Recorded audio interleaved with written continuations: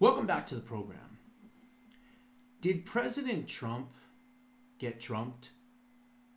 Did Zelinsky actually come to the White House already knowing, possibly, that he already had a mineral deal in place elsewhere? We're finding out some new information. And the information that I'm going to tell you, you probably have not heard. Maybe you have, but you probably haven't. You see, what Zelinsky did to President Trump was he played his own art of the deal. And what I mean by that is President Trump rightfully threw him out, which then sent him on a mission to try to find money elsewhere. But there's an interesting caveat that has now been discovered, and that is the fact that when Zelinsky was sitting in the Oval Office and he was arguing with President Trump and J.D. Vance, he made what I would say could be construed as a threat. And it was not clear or concise of what he actually meant, but I think we now know what he meant. I'm going to play you a clip, and I want you to listen closely. You probably have heard it. But Zelinsky says to J.D. Vance and President Trump, "You will feel our influence in the future." That's what he says, something very similar to that. So listen to this real closely. Sure. First of all, during the war, everybody has problems. Even you, but you have nice ocean and don't... Everybody in the war has problems, even you, but you have a nice ocean, is what he says. Now listen to this part right here. Feel now, but you will feel it in the future. You may not feel it now, but you will feel it in the future. I want you to hear that one more time.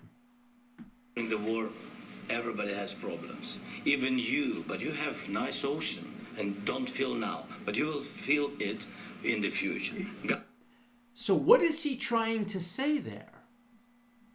Is he talking about some type of military operation against the United States? Has he worked something out with another country that is going to help in the war efforts to possibly gang up against the United States? We don't know. And Secretary of State Marco Rubio ought to demand immediately clarification on what Zelinsky the clown was talking about when he said that you will feel our influence in the future. Here's what I think it is. I think that they are setting up President Trump. I think they trumped Trump. And here's what I mean by that.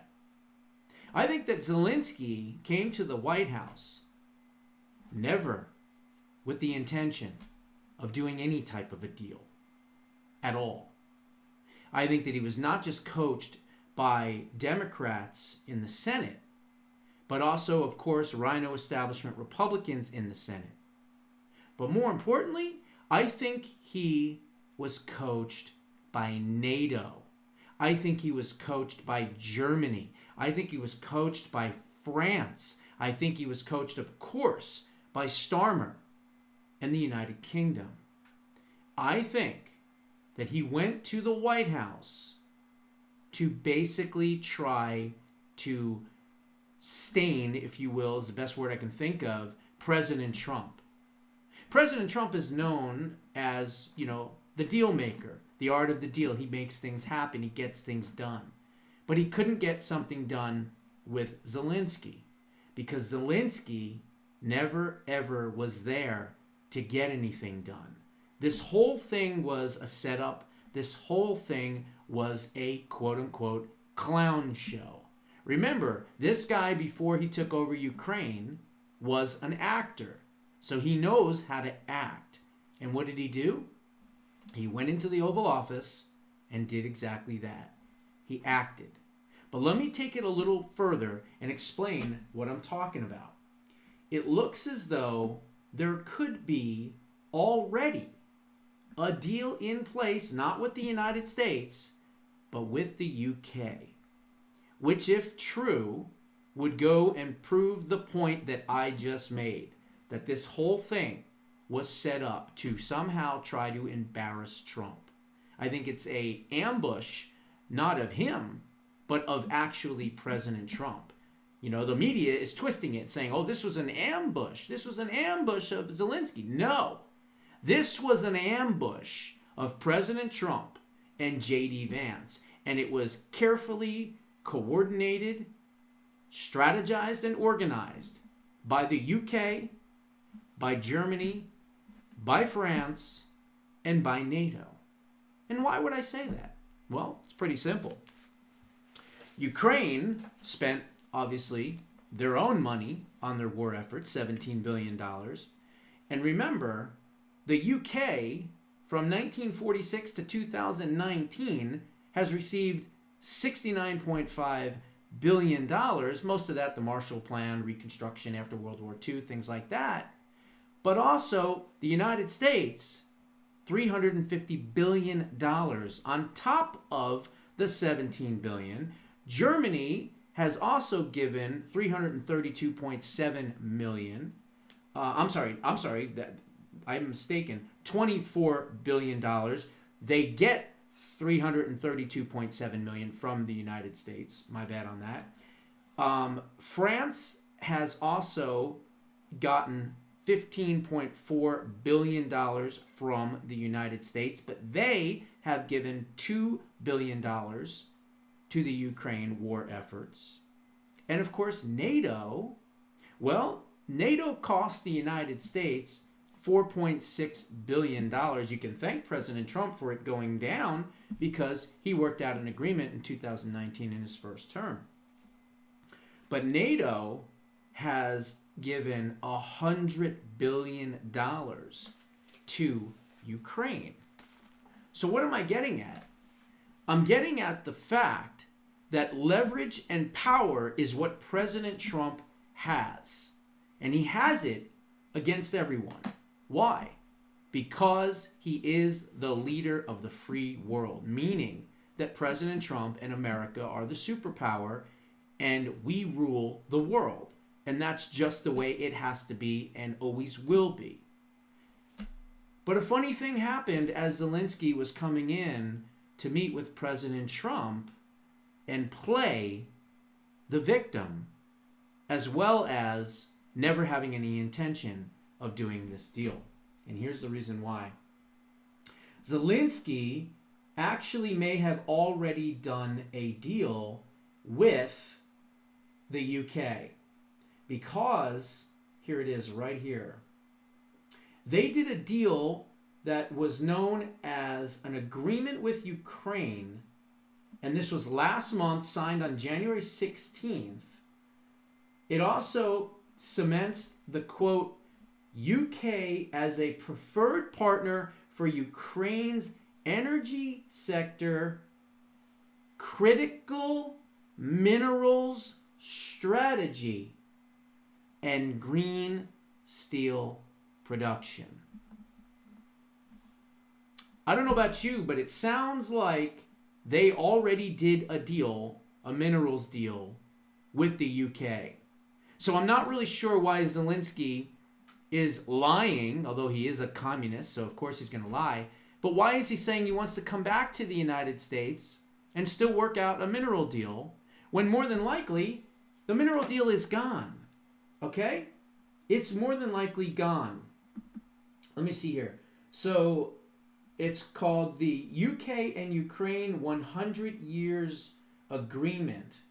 Treaty will bolster military collaboration on maritime security through a new framework to strengthen the Baltic Sea, the Black Sea, the Avon Sea security and deter ongoing Russian aggression. We'll bring together experts to advance scientific and technology partnerships in areas such as healthcare and disease, agricultural technology, space, and drone technology, and build lifelong friendships through classroom projects. The new UK-built grain verification scheme will also be launched to track stolen grain from occupied Ukrainian territories. The UK and Ukraine will sign a historic partnership as the Prime Minister travels to the country to meet Zelinsky. The unbreakable bonds between the UK and Ukraine will be formalized through the landmark new 100-year partnership between the two countries, broadening and deepening the relationship across defense and non-military areas and enable closer community links. From working together on the world stage to breaking down barriers to trade and growth and nurturing cultural links, the mutually beneficial partnership will see the UK and Ukraine advocate for each other to renew, rebuild, and reform for generations to come.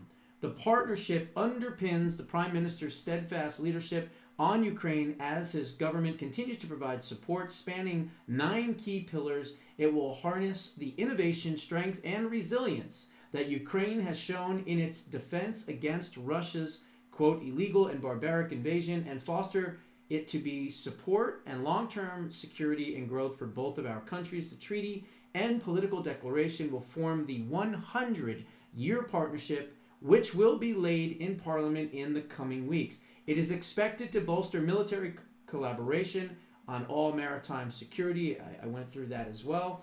And here's the kick. Here's the kicker. It will also cement the UK as a preferred partner for Ukraine's energy sector, critical minerals strategy, and green steel production. The 100-year partnership is a major step in supporting Ukraine's long-term security, ensuring they are never again vulnerable to the kind of brutality inflicted on it by Russia, and committed to the standard shoulder to shoulder with a sovereign Ukraine for the next century and beyond. Could this be the reason why the UK leader, the second he saw the Ukrainian clown, jumped into his arms and was hugging him all over the place? That's right. I think what's happening here is you have the biggest funders of the Ukrainian disaster, which is obviously the United States, Ukraine, and then you have Germany, and France, and NATO, okay? Australia and New Zealand and Canada, they're not spending a lot of money. But those are the countries that are. So what President Trump could do immediately, because he has the leverage and the power as being the leader of the free world, is something so controversial that no one in media is saying this, number one. And number two, I'm saying it because I'm the only one that has the balls to say it.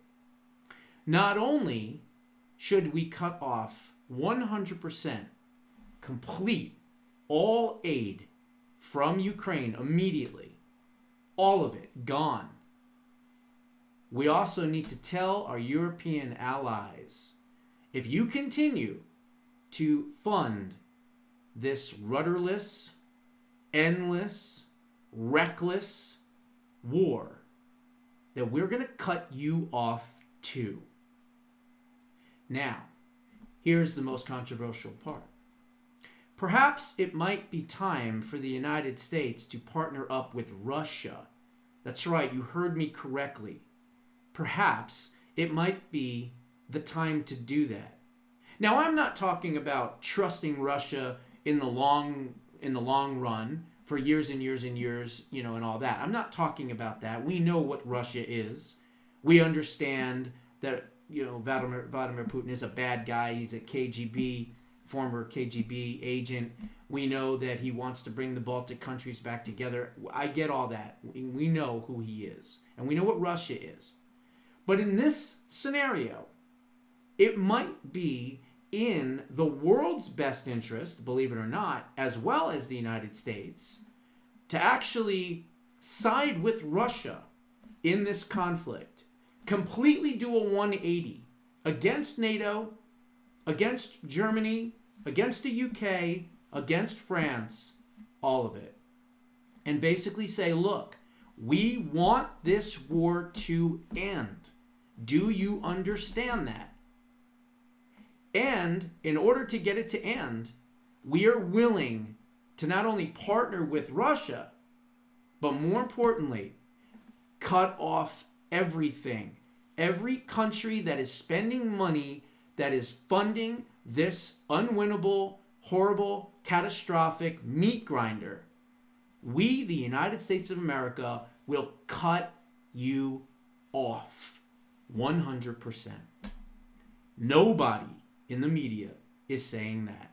And I'm sure the left is going to call me a Russian agent. They're going to call me a Putin bootlicker. They're going to call me all kinds of names. Well, you know what? Get in line, because the line is long. Okay? I've been called so many different things. I've been threatened so many times. I've had death threats. I've been threatened by China, Russia, Ukraine, Belarus, Canada, you name it. I eat them for breakfast. I am not scared of any country, man, or organization. And maybe because I'm stupid in some respects. But that's me. That's how I'm wired. So, in closing, that's what President Trump needs to do. Because President Trump, he could call Vladimir Zelinsky tomorrow while he's having breakfast in his favorite MAGA hat and say, hey, by the way, I didn't like the way you treated the American people. I didn't like the way you treated my vice president. I certainly didn't like the way you treated me. So you are completely cut off. And my next phone call is going to be the NATO and my European friends. And I'm going to let them know. You continue to fund this war, I'm cutting you off too. Now, why can't these countries compete with the United States? Well, it's pretty simple. We are the leader of the free world, number one. Sadly, we can print money, number two, so that we're always going to be able to have money, and they won't. And quite frankly, that's the bully pulpit that we have. And yes, you know, the left likes to call us authoritarians, or Trump authoritarian, and you know, they call him Hitler and everything else. Meanwhile, they're trying to call him Hitler, Mussolini, fascist, all these things. And meanwhile, what's he trying to do? He's trying to stop a war. Now, I don't know about you, but I'm pretty sure that Hitler or Mussolini or any of these other people that they kind of compare him to would not be trying to stop a war. They'd be trying to what? Start a war. He's actually trying to stop a war. So it really doesn't even make any sense at all. But that's the world we live in. Topsy-turvy, craziness, where nothing makes sense. I think that this was a complete setup. I think this was a way for the globalists to corral and collaborate and organize and strategize against President Trump. They understand President Trump to a certain degree because they know that he's bold and he's brash and the art of the deal and he's a negotiator. But in this case, sadly, I think the global community may have trumped Trump. In the end, remember, President Trump is the leader of the free world. That is not just a moniker. That is not just a nickname or anything like that. That means he is indeed the leader of the entire free world, and he has the ability to rule that world. So perhaps, maybe, he ought to become an authoritarian figure, but for peace. Those are my thoughts. What are yours? Put them down in the comments below. We'll see you in the next one.